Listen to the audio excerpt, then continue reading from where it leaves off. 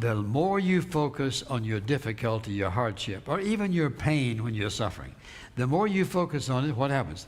The bigger it gets. Well, I've been going through this, and I've been going through that. And if your friends listen to you and say, oh, I'm so sorry, I feel so sorry for you, the more pity they give you, the bigger it gets, and the bigger it gets, the more you doubt God. And so the issue is focus. And I think, when I think of focus, I think of many instances in the Bible, but one of the primary ones is Daniel in the lion's den. And so the Bible says he slept with the lions all night. If he'd have been focused on lions, he wouldn't have been sleeping. He'd have been over in the corner somewhere, all crouching down, hoping that they wouldn't see him or something. And it brings me back to one of my most favorite illustrations when God just did something for me in one of the most difficult times of my life. It probably was one up to the very top. And this lady came to see me, and she said, I want you to have lunch with me, and then I want to take you up to my apartment and show you something.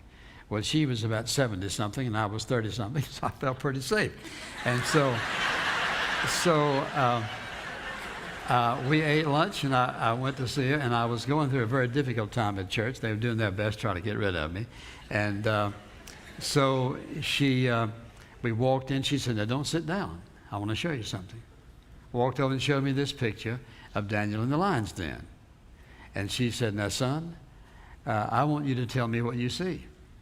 So I said, well, and I can still remember looking at that picture. I see this lion over here looking up and this one looking down and see the bones. And so I thought of everything this little lady could possibly have thought about. And she said, well, do you see anything else? I said, no.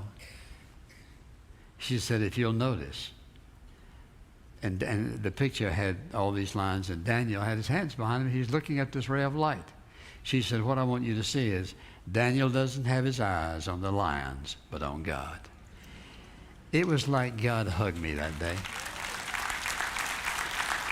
Because from that moment on, all of my fears disappeared, and all of my uncertainties and a lot of other things probably disappeared because she got my focus right. When you focus on the trouble and the heartache and the burden and the pain, it gets bigger, and we feel less confident, less significant, and overwhelmed.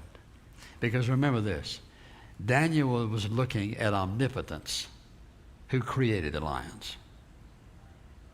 He could shut the lion's mouth. He could have killed every one of them in a second. He just let them hang around while Daniel went to sleep that night. And before he probably went to sleep, and when he woke up, he went over and looked up, and just reminding of God that he was where he was because he had obeyed God, and God delivered him. God always operates on the basis of principles, not on the basis of feelings and how we feel, and so on principles. For example, the simplest one is we reap what we sow more than we sow, later than we sow. God always operates. He doesn't ever change that. And so, for example, one of those principles is obey God, leave all the consequences to him. That means I'm going to do what he says. I'm going to let him take care of the consequences. God always acts. For example, he says one of those principles is that God acts in behalf of those who wait for him. And so if I'm going to act on the basis of principle, then I know I'm going to be heading in the right direction, doing the right thing, because God operates on principles. And that's the reason you and I can learn how to relate to him, because if I don't understand his ways, then I'm going to say, God, what are you up to? Well, he's just up to doing and being who he says he is. And so you could come up with most any problem, and I believe, give me a little time, and I could come up with a principle to say, if you'll obey this principle, watch what happens. Because God wants us to obey him. And listen, leave the consequences to him. Let me ask you a question. Is there any consequence of your obedience God can't handle? Right? None. He can handle every one of them. Well, if I obey him and leave the consequences to him, here's what happens. I'm going to be able to have peace and a sense of joy and confidence and assurance. It doesn't make any difference what's going on, because he's in control, and if I'm obeying him, he's already taken care of it. Because, listen, the only thing that can happen in your life is what God allows. If you're a child of God, what he allows for a reason. I may not like it, and there have been lots of times I've told him I didn't like it. And you know what he said? Nothing. Nothing.